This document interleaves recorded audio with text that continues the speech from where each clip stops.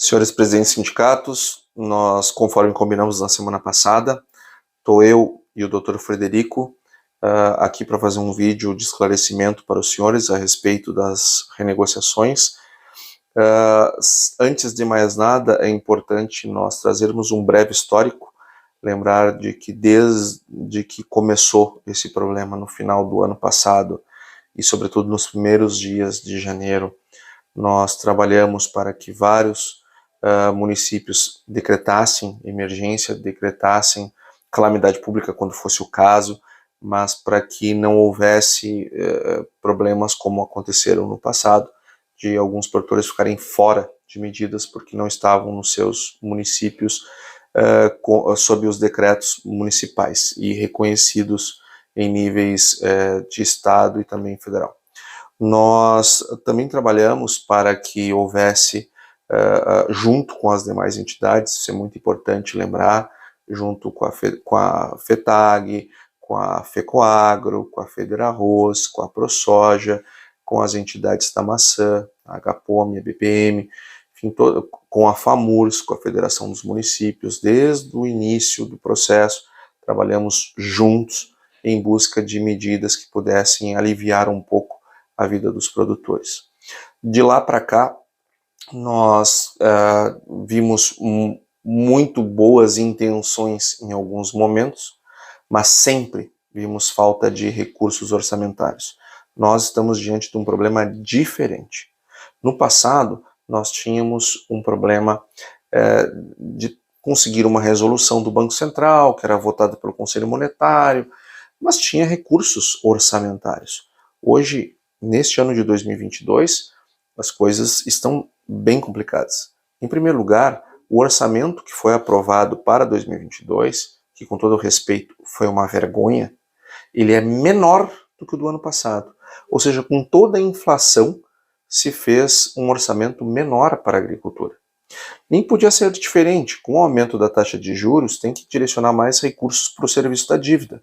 Até aí tudo bem, gastamos demais na pandemia, temos que equilibrar as finanças, vai pagar mais juros, ok. Precisamos controlar a inflação, tem que subir o juro, até aí tudo bem. O que nos incomoda, sem dúvida, são os 4,9 bilhões de reais para fundo eleitoral e os mais de 16 bilhões para a emenda de relator. Esses recursos, com a lei do teto, eles precisam sair de algum lugar. E a agricultura não tem a dúvida que ajudou no fornecimento desses recursos. Porque se não fosse assim, nós não estaríamos desde fevereiro, segundo mês da lei orçamentária, sem dinheiro no Plano Safra. Fevereiro inteiro sem recursos. Março retomou somente o custeio da agricultura familiar. Todas as demais linhas da agricultura familiar, todas as linhas do Pronamp, todas as linhas dos demais produtores, zero. E até 15 de abril, no mínimo, nós vamos continuar com zero recursos de Plano Safra. Ou seja, nós não temos dinheiro nem para este Plano Safra, quem dirá para o próximo, e renegociar dívidas, então, nem se fala. Diante dessa enorme escassez de recursos que estamos vivendo, e também é bom lembrar os recursos do orçamento da agricultura, tanto em 22, quanto em 21, quanto em 20, eles se executou aproximadamente a metade do orçamento. Ou seja, o orçamento é pífio, é 0,2% de todo o orçamento da União, um orçamento pífio da agricultura, e mesmo assim se executa só a metade. E este ano nem a metade. Tanto é que não temos recursos para o Plano Safra. Pensando nisso, foi construído junto com as demais entidades, antes do Carnaval, só para termos uma ideia de tempo, junto com a CNA, junto com o Ministério da Agricultura, uma diretriz de trabalho com os nossos parlamentares. Estavam presentes nossos dois senadores, o senador Luiz Carlos Reins e o senador Lazier Martins.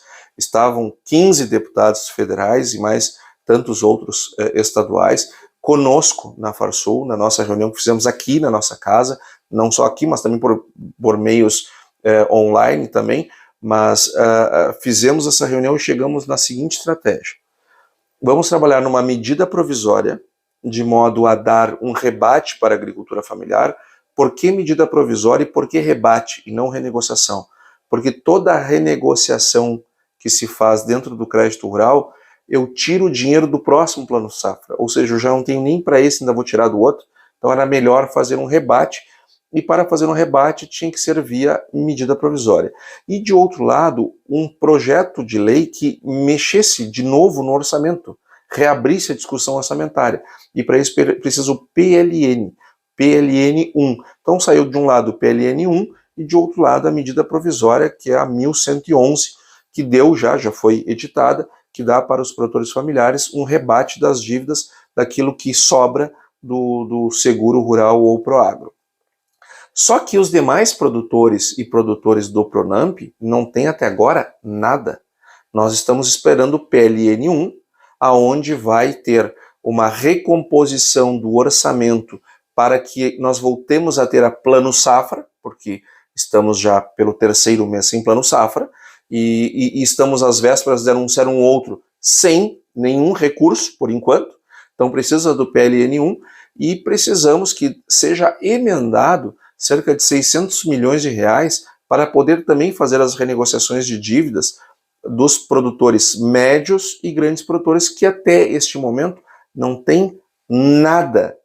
Então é importante, senhor presidente, senhora presidente, sindicato, que conversem com seus parlamentares, com os parlamentares que defendem a região, de modo que eles se envolvam nesse processo de aprovação do PLN 1 e que tragam recursos também para a renegociação de dívidas de Pronamp e demais produtores, porque eles são produtores como quaisquer outros, e está lá no Manual do Crédito Rural o direito deste produtor fazer o parcelamento diante de uma hecatombe como foi essa estiagem deste ano. Então é importante que haja essa mobilização política por parte também dos sindicatos rurais, apoiando estas iniciativas. E para o produtor rural, muitas medidas específicas precisam ser tomadas.